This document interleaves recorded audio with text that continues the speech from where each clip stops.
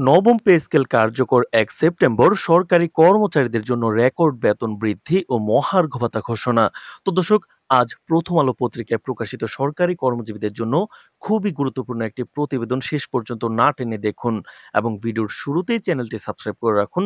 পরবর্তীতে মহার্ঘ ভাতা এবং নবম পে স্কেলের সবশেষ আপডেট সবার আগে পেতে।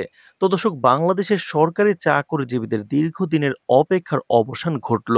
দেশের সব সরকারি গ্রেডে নবম পে স্কেল কার্যকর করার সিদ্ধান্ত চূড়ান্তভাবে অনুমোদন করা হয়েছে।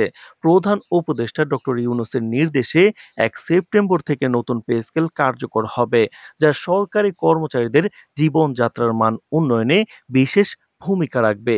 এই নতুন পে স্কেলের অধীনে বেতন বৃদ্ধির পাশাপাশি বাড়ানো হয়েছে মহার্ঘ ভাতা, যা সরকারি কর্মচারীদের দৈনন্দিন ব্যয় কমাতে এবং আর্থিক নিরাপত্তা নিশ্চিত করতে সহায়ক হবে।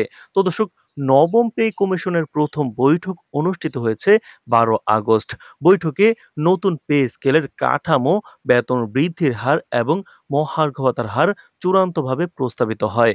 কমিশনের দ্বিতীয় বৈঠক নির্ধারিত হয়েছে ১৭ই আগস্ট, যেখানে সব সিদ্ধান্তের চূড়ান্ত অনুমোদন এবং গেজেট প্রকাশের প্রক্রিয়া সম্পন্ন হবে। সরকারি সূত্রের মতে, এই পে স্কেলের আওতায় দেশের সরকারি গ্রেড ১ থেকে ১২ পর্যন্ত সকল কর্মচারী প্রয়োজনীয় সুবিধা এবং বেতন বৃদ্ধির সুযোগ পাবেন।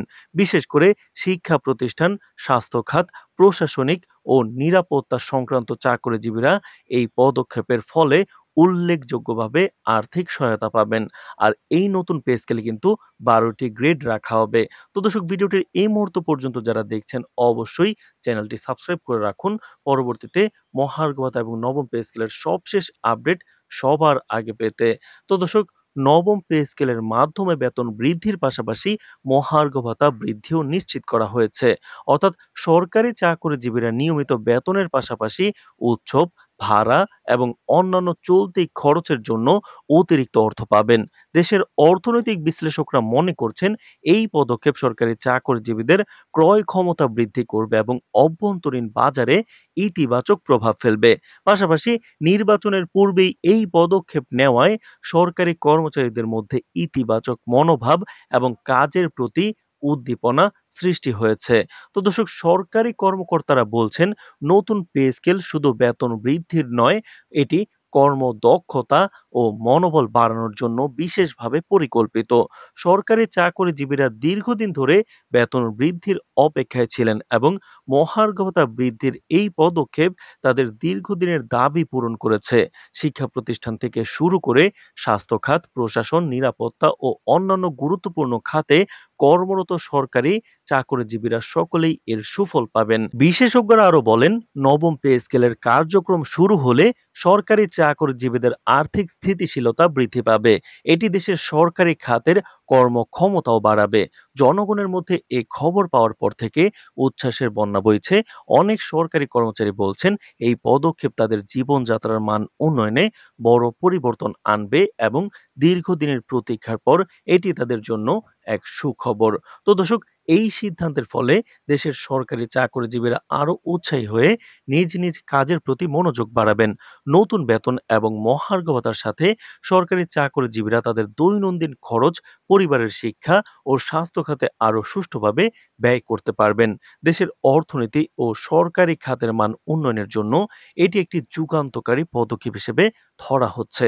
তো দর্শক, ভিডিওটির এই পর্যায়ে এসে এখন পর্যন্ত যারা চ্যানেলটি সাবস্ক্রাইব করেননি, অবশ্যই সাবস্ক্রাইব করে রাখুন। পরবর্তীতে নবম পে স্কেল এবং মহার্ঘ ভাতার সবশেষ আপডেটগুলো সবার আগে পেতে। তো দর্শক, সরকারি সূত্রে জানা গেছে, নবম পে স্কেলের আওতায় এবার মোট ১২টি গ্রেডে বেতন বৃদ্ধি নিশ্চিত করা হয়েছে। গ্রেড অনুযায়ী বেতন বৃদ্ধি এবং মহার্ঘ ভাতার হার নির্ধারণের ফলে কর্মচারীরা তাদের দৈনন্দিন খরচ, বাড়ি ভাড়া ও শিক্ষার জন্য প্রয়োজনীয় অর্থ পেতে সক্ষম হবেন। বিশেষভাবে শিক্ষা প্রতিষ্ঠান, স্বাস্থ্য খাত, নিরাপত্তা ও প্রশাসনিক খাতে কর্মরত সরকারি কর্মচারীরা এই পদক্ষেপের মাধ্যমে উল্লেখযোগ্য আর্থিক সুবিধা পাবেন।